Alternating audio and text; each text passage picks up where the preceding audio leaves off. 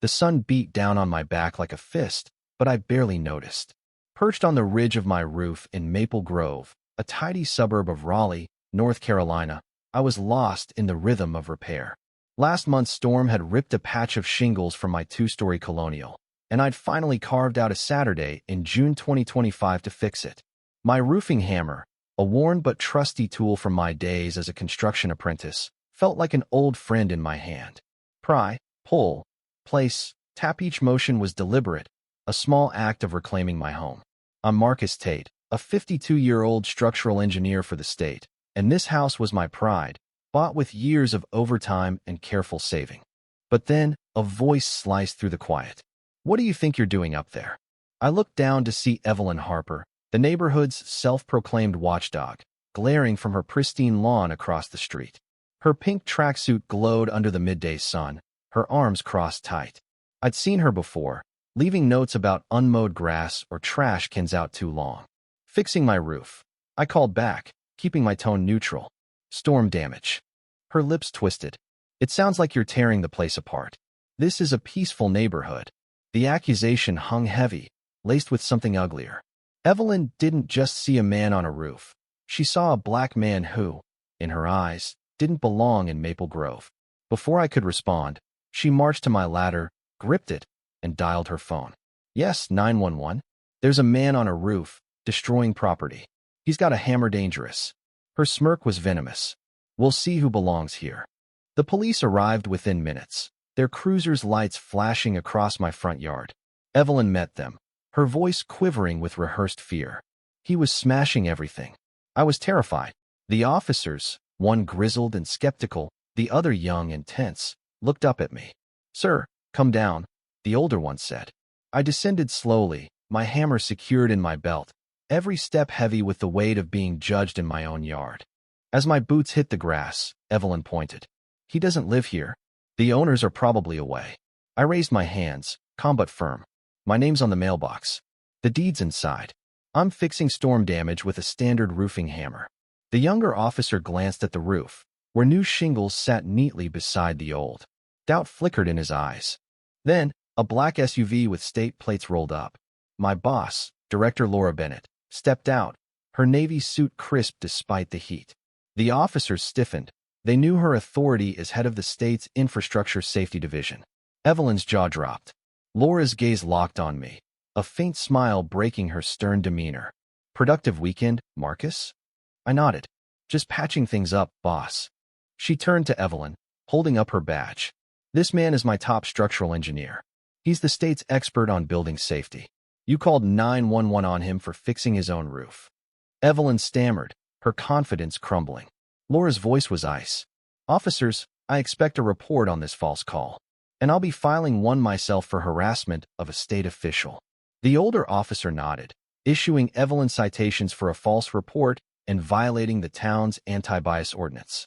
Her face paled as the reality sank in. That evening, my doorbell rang.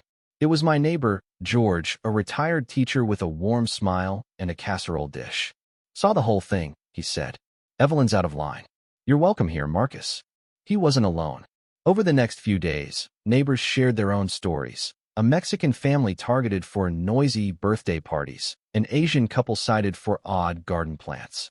Evelyn's complaints weren't random, they were aimed at anyone who didn't fit her vision of Maple Grove. At the next HOA meeting, I stood with a dozen neighbors behind me.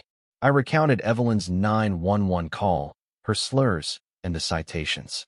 One by one, others spoke, exposing her pattern of harassment. The board, led by a quiet accountant named Henry Walsh, looked horrified. Evelyn, a board member herself, tried to deflect, but the room turned against her. In a unanimous vote, she was ousted, and the HOA agreed to review its complaint process and mandate bias training. It felt like justice, but something nagged at me. Evelyn's son, Connor, had been at the meeting, his eyes darting nervously to my roof. 2 nights later, Connor's pickup truck idled outside my house. He approached my garage, where I was sorting tools, his face haggard. "Can we talk?" he asked. We sat in the dim light, and he spilled a secret that shook me.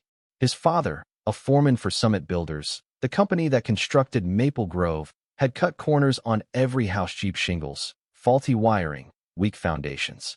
When Summit went bankrupt, his father pocketed kickbacks and vanished, leaving Connor to fix the damage quietly. Evelyn's 911 call wasn't just prejudice. It was a desperate bid to stop me, a professional, from spotting the fraud. She knew, Connor whispered. She was protecting our secret. I called Laura the next morning. In a Raleigh coffee shop, I laid out Connor's confession. Her eyes narrowed. This is massive fraud, Marcus. We need a state investigation. I returned to my roof, this time as an inspector, documenting thin sheathing and water damage. Connor cooperated, pointing investigators to other homes. HOA records revealed Evelyn had blocked roof inspections and dismissed complaints, targeting non-white families to silence them. Her prejudice was a shield for her husband's crimes. The investigation uncovered a nightmare: fire hazard wiring, leaking windows, crumbling foundations. Evelyn's late husband wasn't just a foreman, was a silent partner in Summit, funneling profits offshore. Evelyn inherited the fortune, her pristine life built on lies. She was charged with conspiracy, fraud, and housing violations, sentenced to 7 years. Her house was seized, its sale funding repairs. Connor took a plea deal, probation and a restitution fine, but he'd exposed the truth. Maple Grove became a construction zone, the state's restitution fund covering new roofs and wiring. But 6 months later, a letter arrived. Homeowners owed $18,000 each due to unforeseen costs. Anger rippled through the neighborhood. My hero status felt hollow as neighbors faced financial ruin. Then I saw Connor again, cleaning litter as part of his community service. He flagged me down, his voice urgent. The sealant they're using Everlast 300, it's the same junk my dad used. It cracks in a year. I tested his claim, collecting samples from my foundation before and after the state's contractors worked. A lab confirmed the materials were identical, doomed to fail in 18 months. Digging deeper, I found the contractor, Prime Fix Solutions, was a subsidiary of a firm tied to the governor's campaign. The repairs were a new fraud, profiting off our pain. I met Laura in a parking garage, showing her the evidence. Her fury was palpable. This is organized crime, she said. We traced the scam to Henry Walsh, the former HOA president. His defunct accounting firm had laundered Summit's profits and steered Prime Fix to the state contract, knowing Everlast 300 was substandard. Henry had silenced complaints as HOA head, protecting the fraud. Confronted in his living room, he collapsed, his calm facade shattered. His arrest rocked Raleigh. The governor's office, facing scandal, launched a public inquiry. Prime Fix's contract was terminated, and a new recovery program began with proper materials. Connor's role in exposing the second fraud earned him a reduced sentence and a chance to start a home inspection business. A year later, Maple Grove held a block party. The dust had settled, the houses rebuilt. Connor and I watched our kids play, the new roofs gleaming. My dad said a house needs a strong foundation, he said wryly. He never understood what that meant. He was right. A foundation isn't just concrete, it's truth, vigilance, and trust. Evelyn's 911 call, born of hate and fear, had torn our community apart, but forced us to rebuild stronger. At a town hall, I spoke of prejudice as a tool to hide corruption, urging neighbors to question authority. The applause was a promise of change. Driving home, I saw my wife on the porch, my kids laughing in the yard. The empty house across the street, once Evelyn's, was sold. Our neighborhood, scarred but whole, was finally home. What do you think? Have you faced injustice or seen prejudice mask deeper wrongs? Share your thoughts in the comments. Let's talk about confronting hate and building trust. Your voice matters.